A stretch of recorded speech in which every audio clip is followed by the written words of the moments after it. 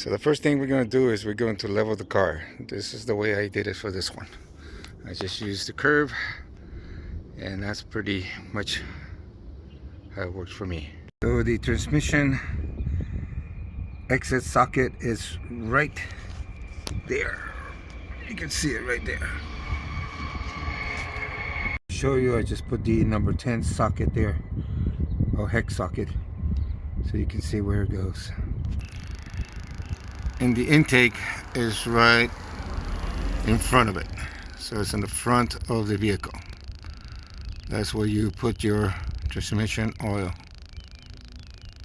So the size of a socket is number 24. So now you can see whereabouts that is right there compared to the other one that I have the hex on. The same thing you want to do is you want to use a long wrench for the hex as well. When are we gonna work on your Alright, so that is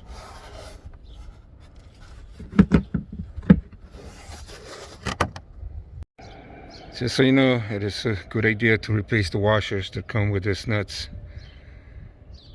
And here's the reason why you want to change those washers. The one on the right is the old one, the one on the left is a new one. And you can see the indentation on the old washer. So the next thing you want to do is you want to hand tighten this, and there it is, hand tighten it, and then you tighten it about a quarter with your socket. And that is it for that. So next thing we want to do, you want to make sure you get the Toyota brand ATFWS transmission oil. You want to take that and you want to put it in these containers. The one to the left is the old, the one to the right is the new. And the reason I do it is because I want to make sure that I measure the same amount that came out, the same amount goes in. Now you can put a little bit more, but it's going to overflow. But that's okay, overflow is good. That means that you have hit the maximum that the transmission chamber is going to take that oil. So let's do that next. Alright, so what we're going to do here is we're going to start transferring the clean oil, transmission oil, to the transmission chamber. Now you can do it two ways. You can do it with a hand pump, or you can do it with electric pump. I don't have the, I used to have, I don't know, I can't find it, but I have the electric one.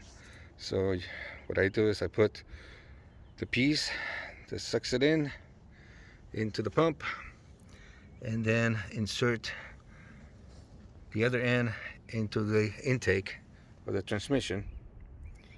So let's do that now. So this is where it goes, into the little hole, just like that.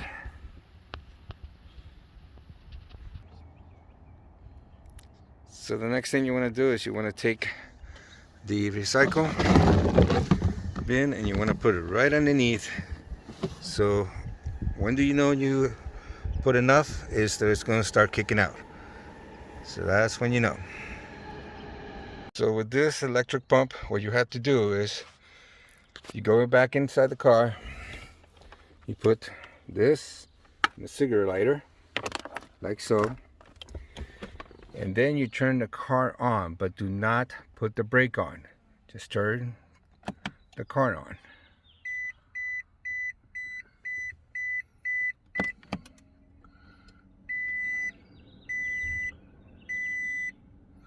So when you turn it on, you'll see all the little lights on like this, but the engine is not on.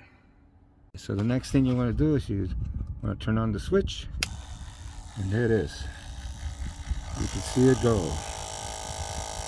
Easy. Now we begin the transfer. That's my son helping me out. He's my cheerleader.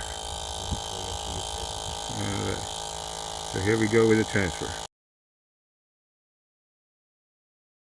And here we're coming towards the end. of the amount that I inserted. And we will continue to transfer that nice, clean, juicy pink oil. So here's where we have success. It's beginning to drip. That means that the chamber is, or the transmission is full. So the last thing you want to do is basically clean up yourself. Make sure that there's no oil here, because when you go ahead and run the engine, if there is oil, you know you have a problem. Okay, and that's it. That goes for the oil change of a 2005 Prius. Good luck to you.